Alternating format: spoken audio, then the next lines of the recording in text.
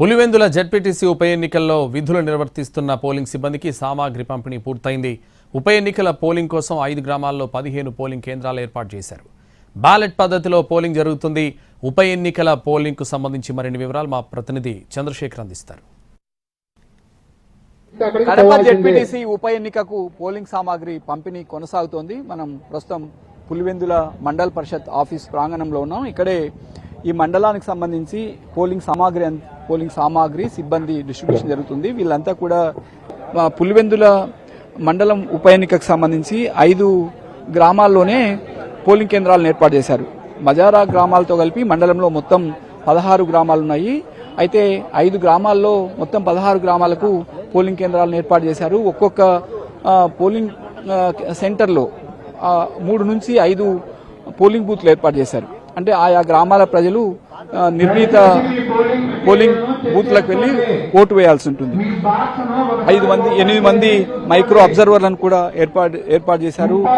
Polling officers కు, presiding officers కు ఎన్నికల సామాగ్రి అందజేశారు. వారంతా సరిచూసుకొని ఇవాళ సాయంత్రానికి పోలింగ్ కేంద్రానికి వెళ్లి అక్కడ కూడా ఏర్పాట్లు చేసుకుంటారు.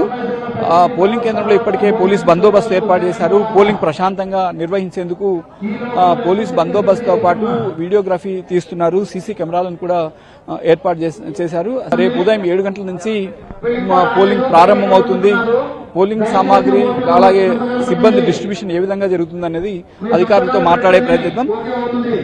చెప్పండి, ఎట్లా ఉంది distribution, polling distribution? Sir, distribution బాగా జరుగుతోంది. అందరూ కూడా బాగా హాజరయ్యారు.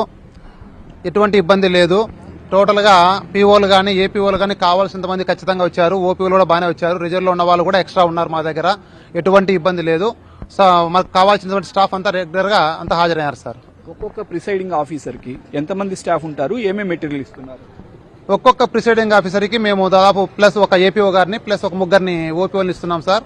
ఎక్కడన్నా ఓట్లు ఎక్కువ ఉంటే ఇంకా ఎక్స్ట్రా ఒకరిని ఇద్దరిని కూడా అలాట్ చేశాము. కొంతమందికి అంటే దాదాపు 800 అట్లా ఉంటే ఇద్దరిని ఎక్స్ట్రా కూడా ఇచ్చాము. ప్రతి బూత్ లో కూడా 5 మంది తక్కువ లేకుండా స్టాఫ్ ఉంటారు. ఓట్లను బట్టి ఒకరిద్దరు ఎక్స్ట్రా కూడా ఉన్నారు. అందరికి ఇచ్చాం. ఇది అంటే పూర్తిగా బ్యాలెట్ పద్ధతిలోనే పోలింగ్ జరుగుతుంది? ఎస్ సార్, బ్యాలెట్ పద్ధతి జరుగుతుంది ఖచ్చితంగా. సాధారణంగా అయితే ఈవీఎంస్ ద్వారా ఎన్నికలు జరుగుతాయి. లోకల్ బాడీ కాబట్టి ఖచ్చితంగా మనము బ్యాలెట్ పేపర్లో చేయాలా. బ్యాలెట్ పేపర్లో జరుగుతుంది సార్ ఖచ్చితంగా. మొత్తం మీద పోలింగ్ ప్రశాంతంగా నిర్వహించడానికి అవసరమైన అన్ని ఏర్పాట్లను ఎన్నికల యంత్రాంగం చేసింది. అందుకు అవసరమైన ఎన్నికల సిబ్బంది, ఎన్నికల సామాగ్రి డిస్ట్రిబ్యూషన్ కూడా దాదాపు పూర్తి కావచ్చింది. ఆ సిబ్బంది వాటిని తీసుకుంటున్నారు. ప్రిసైడింగ్ అధికారులకు బ్యాలెట్ పేపర్లు కూడా అప్పగించారు.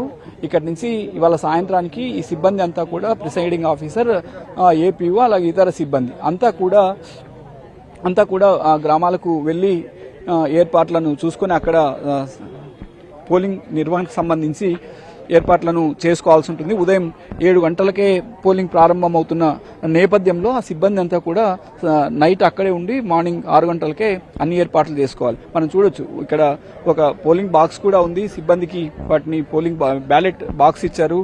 ఆ బాక్స్ లో ఇలాంటి బాక్స్లే అన్ని పోలింగ్ కేంద్రాల్లో ఉంటాయి. 5 గ్రామాల్లో మాత్రమే పోలింగ్ కేంద్రాలను ఏర్పాటు చేశారు. అంటే 15 పోలింగ్ బూత్లు ఉంటాయి. 15 బూత్లలో 15 బాక్సులు ఉంటాయి. బ్యాలెట్ పేపర్లు కూడా ఉంటాయి. వీటన్నిటిని తీసుకుని కొద్దిసేపట్లోనే సిబ్బంది బయలుదేరి వెళ్తారు.